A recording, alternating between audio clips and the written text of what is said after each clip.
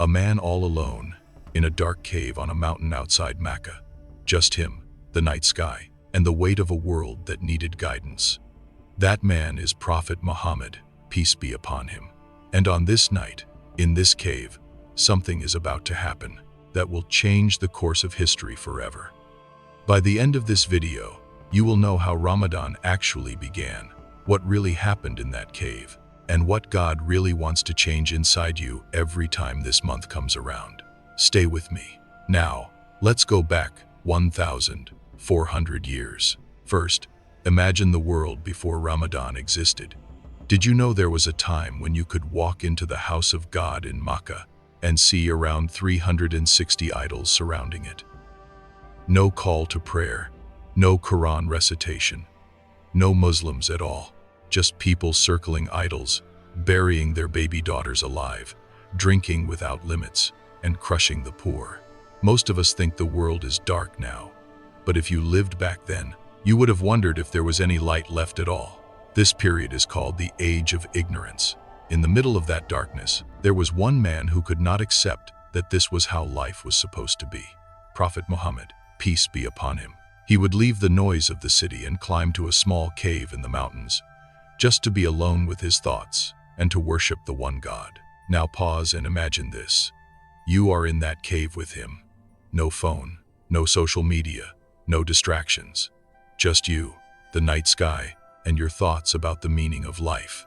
What happens next in that cave does not just change one man's life. It changes the entire calendar of the world, and it creates the month you and I now call Ramadan. It is the year 610. The month is Ramadan. At that time, the word Ramadan was linked to the idea of intense heat or scorching dryness.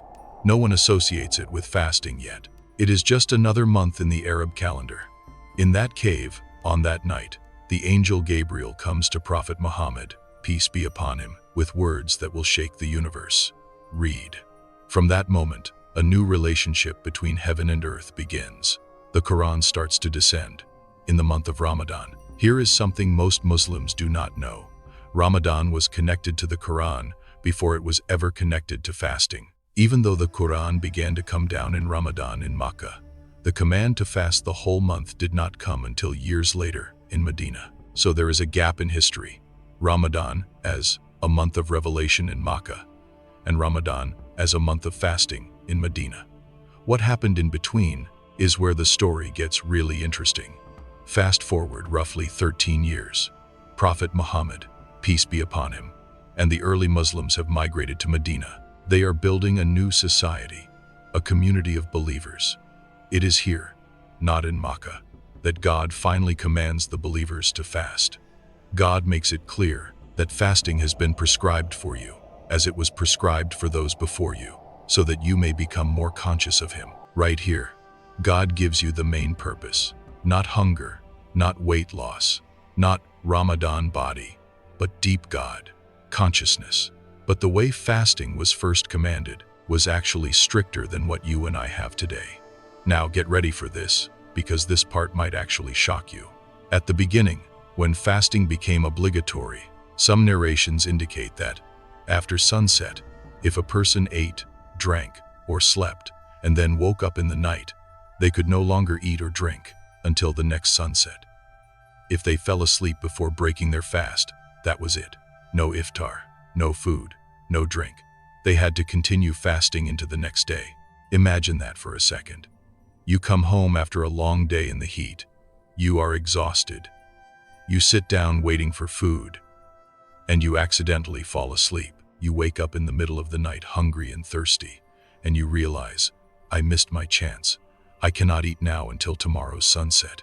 Can you imagine how many of us would struggle to survive a Ramadan like that? Be honest for a second.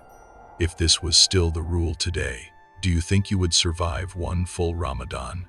God could have left it like this. He is the Almighty. Whatever He commands is His right. But then something beautiful happens. Some of the companions found this early form of fasting difficult.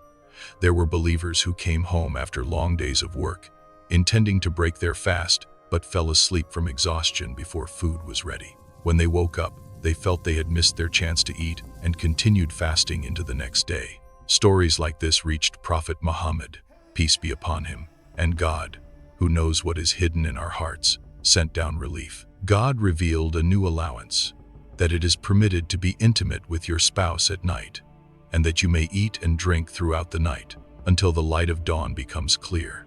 In simple words, you are allowed to eat, drink, and be with your spouse from sunset, all the way until the true dawn begins. This completely changed the experience of fasting. This is not just a story from history. It is proof that God sees your struggle in this month, just like He saw theirs. Every time you sit for suhoor, every time you drink that last sip of water before dawn, you are tasting the mercy that God revealed through those early companions. Most of us today say things like, "I cannot function in Ramadan, I am too tired." But here is what the first Muslims were doing while fasting. Some of the major events in early Islam happened in Ramadan. The Battle of Badr, where a small group of around 300 believers, poorly equipped, faced an army of over 1,000 from Makkah. That battle took place in Ramadan.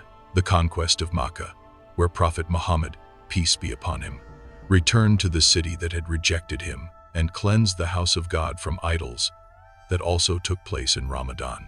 So, while you and I are complaining about being tired, having exams, dealing with work during fasting, remember this: they were marching, traveling, facing enemies, and building a just society, all while their stomachs were empty. Ramadan was never meant to be a month where life stops and we just chill until Eid. It has always been a month of movement, sacrifice, and transformation. So next time you want to complain about a busy Ramadan, remember, they were building an entire civilization while fasting. Now we come to one of the most mind-blowing parts of Ramadan's history. Did you know God hid one night inside Ramadan that is worth more than 83 years of worship? That night is called the Night of Decree. The Quran tells us that this one night is better than 1,000 months. 1,000 months is more than 83 years. Pause and let that sink in. Most of us will not even live that long. Yet God, out of His mercy, placed in your year one hidden night where sincere worship can be worth more than a lifetime. Think about your own life for a moment. If all the years you wasted were placed on one side of the scale, and one sincere Ramadan night was placed on the other, which side would be heavier? There is a report about a man from a previous nation who spent many years in constant worship and struggle for God. The companions of Prophet Muhammad, peace be upon him, felt upset, thinking, we could never do that much.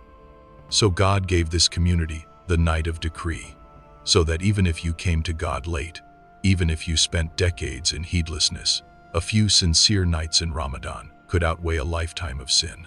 That is the kind of Lord you worship. So, let's step back. We have just walked through a world of darkness before Ramadan existed. A man alone in a cave. Revelation beginning in the month of Ramadan. Fasting first being commanded in a stricter way.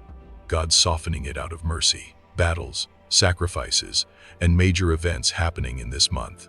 And a hidden night that can change your entire record.